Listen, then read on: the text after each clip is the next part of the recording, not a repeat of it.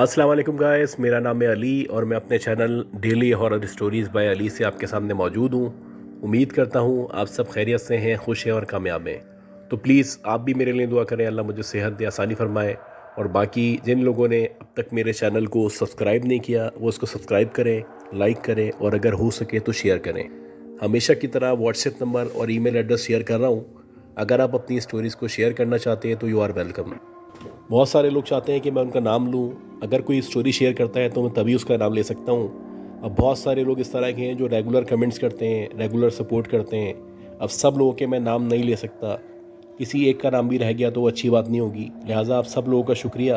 और जो चाहता है कि मैं स्पेसिफिकली उसका नाम लूँ तो वो स्टोरी शेयर करे। खैर बहरहाल, आज की जो पहली स्टोरी है ये बहुत ही इंटरेस्टिंग स्टोरी है और ये हमें इंडिया से भेजी है मिस महरीन ने। ये बेसिकली अपना जो कज़न है इनका, उसका जिक्र करती हैं और ये बताती हैं ये 2003 या 4 की बात है। तो इनके कज़न जो थे वो काफ़ी अरसे से जो है बैरून मुल्क मुकीम है। तो उनके साथ कुछ अजीब से वाक़यात होना शुरू हुए। जैसे कि वो बताते हैं कि पहले जब ये रात में सोते थे तो इनको ख्वाब आना शुरू हुए। और जो ख्वाब आ रहे थे उन ख्वाबों में ये देखते थे कि बहुत ही ऊंचाई है या कोई बिल्डिंग है या कोई पहाड़ी है, वहाँ पे मैं खड़ा हुआ हूँ और वहाँ से एकदम नीचे गिरने लगता हूँ। कभी कभी ऐसा महसूस होता है कि किसी जहाज़ के अंदर मैं मौजूद हूँ और एकदम से मैं नीचे गिर रहा हूँ और बहुत ही ऊंचाई से नीचे की तरफ आ रहा हूँ। अच्छा, जब ये ख्वाब आना शुरू हुए और रेगुलर आना शुरू हुए तो जाहिर सी बात है ये परेशान हो गए। इनकी समझ ही नहीं आ रहा था कि इनके साथ क्या हो रहा है। उसके साथ साथ फिर ये भी हुआ कि इनको अजीब ख्वाब आने लगे मज़ीद। जैसे कि इनको सांप नज़र आने लगे। ये देखते कि इनकी बॉडी है, उसके इर्द गिर्द सांप मौजूद हैं, या इनकी बॉडी पे कोई सांप है जो मौजूद है, जो इनको मारना चाह रहा है। अच्छा, अब ये बताते हैं कि ख्वाब का मसला ये था कि एक तो एक आध दफ़ा आ जाए तो ठीक है, रेगुलर सेम ख्वाब आता था। यानी पहले जो ऊंचाई से गिरने वाले ख्वाब थे वो रेगुलर आते रहे, उसके बाद ये जो सांप वाला ख्वाब था ये भी रेगुलर आता रहा। अच्छा, उसके बाद ये बताते हैं कि जाहिर सी बात है 2 तरह के ख्वाब आ चुके थे। तीसरी दफ़ा जो इनको ख्वाब आना शुरू हुआ उसमें ये देखते थे कि एक लड़की है जो कभी घर के कॉर्नर पे मौजूद है, घर की छत पे मौजूद है, घर की सीढ़ियों पे मौजूद है, जो इनकी तरफ देख रही है, इनसे बात करना चाहती है, इनको अपनी तरफ अट्रैक्ट करना चाहती है। यानी मुसलसल इनको एक जो लड़की है वो नज़र आना शुरू हो गई थी और मुख्तलिफ़ ख्वाबों की सूरत में वही लड़की इनको हर ख्वाब में नज़र आती थी। हर दफ़ा जो उसका रोल था वो डिफरेंट हुआ करता था, उसकी जो प्लेस थी वो डिफरेंट हुआ करती थी। यानी कभी कहीं मौजूद होती थी, कभी कहीं मौजूद होती थी। और ये बताते हैं कि वो जो लड़की थी फिर आहिस्ता आहिस्ता ख्वाब में ही वो करीब आने की कोशिश करती थी। अब ये इस तरह की बातें थी जो अपनी फैमिली में किसी के साथ शेयर नहीं की जा सकती। जाहिर सी बात है, एक आपका रिस्पेक्ट का रिश्ता होता है, हर बात हर किसी से शेयर नहीं की जाती। तो ये बड़े परेशान थे। एक तो ख्वाबों से परेशान थे और फिर उसके तसलसल से परेशान थे कि रेगुलर ख्वाब आते ही रहते हैं और कभी कभी ऐसा होता है कि सेम ख्वाब तो बार बार रिपीट होते हैं। बहरहाल काफ़ी अरसे तक ये सिलसिला जो है वो चलता रहा और ये अपने दिल में ही रखे, बर्दाश्त करते रहे। इन्होंने सोचा कि अगर किसी को बताऊंगा तो जाहिर सी बात है लड़की के मामले में तो ख़ास तौर पे लोग इनका मजाक उड़ाएंगे। अच्छा, अब ये बताते हैं कि कुछ टाइम तो गुजरा। पहले तो वो लड़की जो थी वो बात नहीं करती थी, उसके बाद उसने बाकायदा ख्वाब के अंदर इनसे बातें करना शुरू कर दी। अब वो रोज़ बरोज़ इनसे बातें करती, मुख्तलिफ बातों पर डिस्कशन करती और उनके करीब से करीब आती चली आती। अब ये बताते हैं कि रेगुलर मैं वही ख्वाब देखता था और मुझे वही लड़की नज़र आती थी। अब तो मुझे बाकायदा उसका चेहरा याद हो चुका था। ये बताते हैं कि जैसे जैसे टाइम गुजर रहा था वैसे वैसे उसकी जो डिमांड थी या उसकी जो बातें थीं वो बढ़ती चली आ रही थी। अब बाकायदा वो मुझसे बात करती तो मुझे कहती कि मैं तुम्हें पसंद करती हूँ, तुम्हें चाहती हूँ और तुम मेरे साथ मेरी दुनिया में चलो। अब ये क्योंकि ख्वाब थे तो जाहिर सी बात है ये एक हद तक सीरियस लेते थे, लेकिन परेशान ज़रूर थे। और जब ये ख्वाब कसरत से आने लगे तो इनकी परेशानी की इंतहा ना रही। अब ये बताते हैं कि जैसे जैसे टाइम गुजरता गया वैसे वैसे चीज़ें चेंज होना शुरू हुई। जो मैं ख्वाब देखता था वो अब हकीकत की तरफ आना शुरू हो गया। अब मैंने गौर करना शुरू किया तो मैंने बाकायदा देखा कि अक्सर ऐसा होता, जो मेरा कमरा है उसके दरवाजे के पास, सीढ़ियों के पास या जो हमारा छज्जा है उसके पास मुझे दूर से वो लड़की नज़र आने लगी। जब तक ख्वाब की बात थी तब तक तो वो ख्वाब थे, अब तो ये हकीकत में नज़र आने लगी थी। और जैसे जैसे टाइम गुजर रहा था वो करीब से करीब होती चली आ रही थी और वैसे ही हुआ कि एकदम बिल्कुल करीब आने लगी थी। अब ये बताते हैं कि मज़ीद कुछ दिन गुजरे तो उसके बाद उस लड़की ने वैसे ही जैसे वो ख्वाब में बात किया करती थी अब मुझसे रियल में बात करना शुरू कर दी। वो मेरे करीब आती, मुझे कहती कि मैं तुम्हें पसंद करती हूँ, तुमसे प्यार करती हूँ और मैं तुम्हें अपने साथ लेके चले आऊँगी। अब ये बताते हैं कि जब वो मेरे करीब आती तो मुझे ऐसा लगता कि जो मेरा वजूद है वो बेबस हो चुका है, मैं अपने बस में नहीं हूँ, मैं मुकम्मल तौर पे उसके कब्ज़े में हूँ और जो वो चाहेगी मेरे साथ कर लेगी, जो वो चाहेगी मुझे कह देगी। इसी तरह अक्सर ऐसा होता कि जब वो मेरे सामने मौजूद होती तो मैं कुछ ना बोल पाता ना कर पाता। कभी वो मेरे चेहरे पे हाथ फेरती, कभी मेरे बालों पे हाथ फेरती। मुख्तलिफ़ अंदाज से, मुख्तलिफ़ तरीक़ों से वो मुझसे अपनी मोहब्बत का इज़हार किया करती थी। अब ये बताते हैं कि अक्सर ऐसा होता कि रात में जब मैं सो रहा होता और मेरी आँख खुलती तो ऐसा लगता कि मेरे सीने पे चढ़ के वो बैठी हुई है और इस कदर मैं खौफ में मुब्तला हो जाता कि ऐसा लगता कि मेरी सांसें रुक चुकी हैं, ना मैं कुछ देख पा रहा हूँ, ना कुछ समझ पा रहा हूँ, ना कुछ बोल पा रहा हूँ। अब ये बताते हैं कि सूरत हाल वही थी कि मैं अगर किसी को बताता तो कैसे बताता और क्यों कर बताता। जाहिर सी बात है मेरा मजाक उड़ता, लोग मेरे बारे में तरह तरह की बातें करते। अब ये बताते हैं कि मुझे ऐसा महसूस होता था कि जब वो मेरे सामने होती है तो मैं पैरालाइज हो जाता हूँ या मफलूज हो जाता हूँ। लेकिन ये जो कुछ हो रहा था उससे मेरी फ़िज़िकली जो सेहत थी वो गिरना शुरू हो गई थी और ये मेरे घर वाले नोट कर रहे थे। मैं अच्छा खासा फिट, स्मार्ट, हैंडसम था और जिम जाया करता था, लेकिन जैसे जैसे मेरे साथ ये वाक़यात होना शुरू हुए तो एकदम से मेरी हेल्थ गिरती चली गई और मेरी जो आंखें थीं ऐसा लग रहा था कि अंदर धंसती चली आ रही हैं। मेरी आंखों के इर्द गिर्द हल्के बनना शुरू हो गए थे और बज़ाहिर ऐसा लगता था कि जो मेरी हालत है वो गैर से गैर होती चली जा रही है। अब मेरे जितने भी फ्रेंड्स एंड फैमिली मेम्बर थे वो सब भी ये बातें नोट कर रहे थे कि मेरे अंदर ख़ास तौर पे बिहेवियर के अंदर बहुत ज़्यादा चेंज आ गया है। मैं ज़्यादातर खामोश रहता हूँ, किसी से बात नहीं करता, किसी से ज़्यादा बात करना पसंद नहीं करता। उसके बाद फिज़िकली जो चेंज आ रहा है वो तो नज़र आ रहा था। अब ये बताती हैं जो इनका कज़न था, फाइनली जब उसकी इंतहा हो गई तो उसने जाहिर सी बातें अपनी मदर को बताया कि मेरे साथ इस तरह के वाक़यात और मामलात पेश आ रहे हैं और एक लड़की है जो मेरे पीछे पड़ गई है। अच्छा, ये बताती हैं जो इनका कज़न था, उसकी जो मदर थी, उनके कोई दूर के जानने वाले थे जो इस तरह की झाड़ फूक किया करते थे। तो उन्होंने उन साहब से रब्ता किया और उन साहब को ये सारा मामला और वाक़या बताया। अब वो जो साहब थे उन्होंने अपने हिसाब से मालूमात इकट्ठी करना शुरू की और पिछले 2-3 साल के अंदर सारी चीज़ें पूछी, कहाँ गए थे, किधर गए थे, क्यों गए थे, कोई उल्टा सीधा काम तो नहीं किया, कोई ऐसी वैसी एक्टिविटी तो नहीं की। ये बताती हैं कि उनके कज़न से जब सारी मालूमात इकट्ठी की गई तो फाइनली ये पता चला कि एक दफ़ा वो अपने दोस्तों के साथ कहीं घूमने फिरने गया था और वहाँ जब वो गया था तो वो खेत खलियान थे, गांव था, तो वहाँ पे इसने जो है कुछ उल्टी सीधी हरकतें की थी और जब उसने ये उल्टी सीधी हरकतें की थी तो उसके बाद से वहाँ पे एक औरत थी या चुड़ैल थी जो बाकायदा इसके पीछे लग गई है, जो इसकी आशिक हो चुकी है, जो उसको अब छोड़ना नहीं चाहती। लिहाजा इस तरह के मामलात और वाक़यात का इसको सामना करना पड़ रहा है। खैर, वो जो साहब थे उन्होंने कहा कि बहुत मुश्किल से इसका पीछा छूटेगा, लेकिन इंशाल्लाह छूट जाएगा। और ऐसे ही हुआ कि उन्होंने कुछ वज़ाइफ़ वग़ैरह बताए, कुछ अमाल बताए, पाक साफ़ रहने का मशवरा दिया, नमाज़ पढ़ने की पाबंदी का कहा। ये सारी चीज़ें वो करने लगा। अब वो ये बताता है कि आज भी वो लड़की उसके कमरे में आती है, लेकिन फ़िज़िकली उसके करीब नहीं आती। एक फ़ासला है जो उसके और इस लड़की के दरमियान रहता है, वो उसके करीब नहीं आ पाती। वो जो इनका कज़न है, जो भी उसको वज़ाइफ़ वग़ैरह बताए गए हैं वो रेगुलर पढ़ता है, नमाज की पाबंदी करता है और कोशिश करता है पाक साफ़ रहे। और अब अल्हम्दुलिल्लाह आहिस्ता आहिस्ता करके वो इससे दूर होती चली आ रही है। हाँ, लेकिन कभी कभी ऐसा होता है कि वो आती है, कमरे से झाँक के, कमरे के कोने से सीढ़ियों पे से उसको देख रही होती है, लेकिन एक हद है, उस हद से आगे वो आ नहीं पाती। तो गाइस, इसीलिए कहा जाता है कि कभी भी आप किसी भी जगह जाएं, पहले तो कोशिश करें कि पाक साफ़ हो। दूसरी चीज़ ये है कि आपको कोई गलत काम नहीं करना चाहिए। अगर आपको कोई वॉशरूम करना है या फ्री होना है तो आप पहले 3 दफ़ा इजाज़त लें, उसके बाद वो काम करें। तीसरी चीज़ जो सबसे अहम चीज़ है, आप कोशिश करें कि आयत वगैरह पढ़ के ज़िक्र करके घर से निकलें, ताकि आपको इस तरह के वाक़यात और मामलात का सामना नहीं करना पड़े। अच्छा, ये जो साहिबा हैं, इन्हीं की एक और स्टोरी है। ये बताती हैं कि 2009 या 10 की बात है और मैंने जो अपनी 12वीं क्लास है उसका इम्तिहान पास कर लिया था। अब मैं चाहती थी कि किसी अच्छी सी यूनिवर्सिटी में मैं एडमिशन लूँ, और जाहिर सी बात है जहाँ मैं रहा करती थी वहाँ पे कोई अच्छी यूनिवर्सिटी मौजूद नहीं थी। तो मैंने यही डिसाइड किया कि जो दूसरा शहर है मैं वहाँ पे चले आऊँगी, वहाँ पे एडमिशन ले लूँगी और वहीं हॉस्टल जो है वहाँ पे क़याम कर लूँगी। अब ये बताती हैं कि मैं वहाँ गई, वहाँ पे हॉस्टल में मैंने जो है अपना एडमिशन लिया।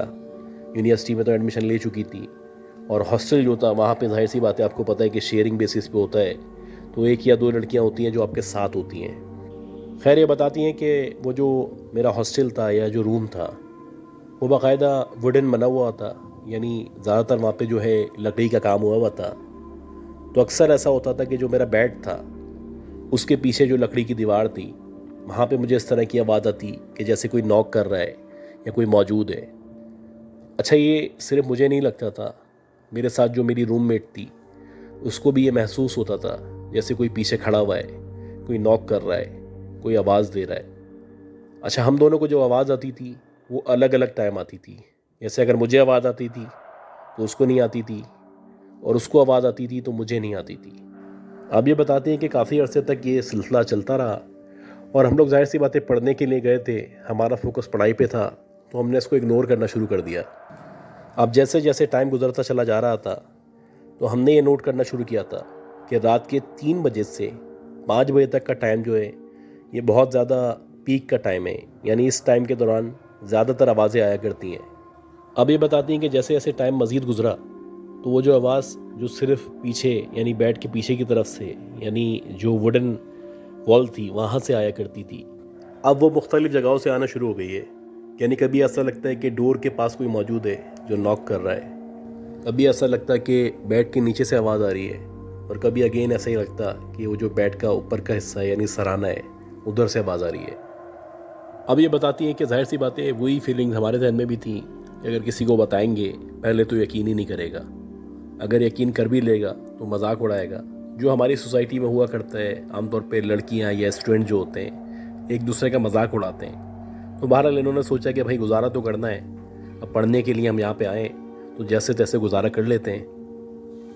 इसी तरह बताती हैं कि जो इनकी रूममेट थी, एक दफ़ा वो बड़ी एक्साइटेड सी, बहुत खुश थी, और एकदम से रूम में दाखिल हुई और कहने लगी कि भाई I saw you in the market, जब मैंने तुम्हें मार्केट में देखा तो तुमने मुझे रिस्पॉन्स क्यों नहीं किया, मैंने तुम्हें आवाज़ भी दी तो मुझे देख के इग्नोर करती भी चली गई। अब ये सुन के बड़ा हैरान हुई। उन्होंने कहा कि भाई मैं तो कहीं गई नहीं हूँ। तो वो कहने लगी नहीं नहीं, मैंने तुम्हें खुद मार्केट में देखा था और तुमने इस तरह के कपड़े पहने हुए थे, एक हेडफोन लगाया हुआ था, मैंने तुम्हें आवाज़ भी दी, तुमने देखा भी मेरी तरफ, उसके बावजूद भी तुम मुझे इग्नोर करती हुई आगे बढ़ गई। अब ये सुन के बड़ा परेशान थी। इन्होंने कहा कि भाई मैं तो गई नहीं थी, मैं तो आज पूरा दिन घर में मौजूद थी या रूम में मौजूद थी, तो यह हो ही नहीं सकता कि तुमने मुझे देखा हो। लेकिन जो इनकी फ्रेंड थी या रूममेट थी वो इस चीज़ पे बज़िद थी कि मैंने तुम्हें देखा है। अच्छा, अब ये बताती है कि इसी तरह हमने इग्नोर कर दिया। उसके कुछ दिनों बाद ऐसा हुआ कि जो इनकी एक और बराबर वाले रूम की लड़की थी वो इनके पास सुबह ही सुबह आ गई। वो बड़ी एक्साइटेड थी और बड़ी जो है मतलब पावर्ड हुई हुई थी। कह रही थी कि भाई आज हम लोग डिनर पे चलेंगे और आज आउटिंग पे चलेंगे, बहुत दिन हो चुके हैं, लिहाजा तैयार हो जाना, आज खाना वाना बनाने की ज़रूरत नहीं है, ना कहीं से मंगवाना, हम लोग चलेंगे। अच्छा, ये बात करके वो चली गई। अब इसी तरह शाम का वक्त आ गया तो ये उसी लड़की के जो इनके रूम में आई थी उसके रूम में गई। उसको जाके बोला कि बताओ कब तक चलना है, जो तुम सुबह आई थी मुझे बताने के लिए, तो वो डिनर का प्लान कब का है और कहाँ का है। अब वो जो लड़की थी वो ये सुन के इनको देखने लगी और बड़ा हैरान हुई। वो कहने लगी भाई मैं तो आपके रूम में आई नहीं थी। अब जब इन्होंने ये सुना है बड़ा हैरान हुई, परेशान हुई। इन्होंने कहा कि तुम मेरे रूम में आई थी और तुमने मुझे कहा था कि आज हम लोग डिनर बाहर करेंगे। खैर बहरहाल वो जो लड़की थी वो बज़िद थी कि मैं तो आपके रूम में आई नहीं थी, ना मैंने कहा था। अच्छा, इसी तरह बताती है कि एक दफ़ा ऐसा हुआ कि रात के तकरीबन 1:30 या 2 बजे का टाइम था और मैं सोने के लिए लेटी, तो मुझे बाकायदा महसूस हुआ कि किसी ने बेड को हिलाया है। पहले तो मैं समझी कि शायद ये मेरा वहम है, मैंने इग्नोर कर दिया, लेकिन मैंने जब आंखें बंद किए रखी तो थोड़ी देर बाद बाकायदा मुझे महसूस हुआ कि जैसे बाकायदा किसी ने बेड को पकड़ के उठाया है और थोड़ी देर के लिए बेड हवा में हुआ है। अब जब मुझे महसूस हुआ कि बेड हवा में, तो मैंने आंखें खोली, और जैसे ही मैंने आंखें खोली तो आगे पीछे कोई मौजूद नहीं था। यानी अगर किसी ने उठाया होता तो वहाँ मौजूद होता, लेकिन वहाँ पे कोई भी नहीं था। इसी तरह बताती हैं कि 2-3 दिन बाद ऐसा हुआ कि स्लीप पैरालिसिस के अटैक होना शुरू हो गए। अक्सर ऐसा महसूस होता कि मैं नींद में हूँ या गुनूदगी में हूँ तो कोई मेरे सीने पर चढ़ के बैठ गया है और बाकायदा मेरा गला दबाने की कोशिश कर रहा है। कभी कभी एक शेप सा मुझे नज़र आता, जैसे कि शायद कोई आदमी है जो बहुत ब्लैक सा है, और कभी कभी ऐसा लगता है कि शायद ये मेरा वहम है। खैर, ये बताती हैं कि फिर एक दफ़ा ऐसा हुआ कि जो मेरी दोस्त थी, वो तकरीबन 1 या 1:30 बजे का टाइम था, वो रूम के अंदर मौजूद थी और अपनी जो स्टडीज़ है वो कर रही थी। तो एकदम से उसको महसूस हुआ जैसे कोई खिड़की में से झांक रहा है। पहले तो उसको लगा कि शायद ये उसका वहम है, लेकिन बहरहाल जब उसने गौर किया तो बाकायदा एकदम से कोई चेहरा था या कोई बाल थे जो पीछे की तरफ हुए, यानी जैसे कोई झांक रहा हो और एकदम से वो पीछे हो जाए तो आपको लगेगा कि कोई था, कोई देख रहा था जो अभी पीछे हुआ है। तो उसके साथ भी ऐसे हुआ, एकदम से उसको फील हुआ कि कोई पीछे हो गया है। अच्छा, जब उसने ये सूरत हाल देखी, जाहिर सी बात है वो डरी हुई थी, तो उसने मुझे उठा दिया और मैं उठ के बैठ गई। उसने कहा कि थोड़ी देर उठ के बैठे रहो, मुझे थोड़ी सी स्टडीज़ करनी है, ये कंप्लीट हो जाए तो फिर दोनों साथ सो जाएंगे। खैर, अब जाहिर सी बात है रूममेट थी तो मैंने उसकी बात मान ली और मैं उसके साथ बैठ गई और मैं भी थोड़ा सा स्टडी करने लगी। अब ये बताती हैं कि थोड़ी देर ही गुजरी थी कि एकदम से हमें महसूस हुआ कि जैसे बेड के नीचे से किसी के पाँव बाहर आए।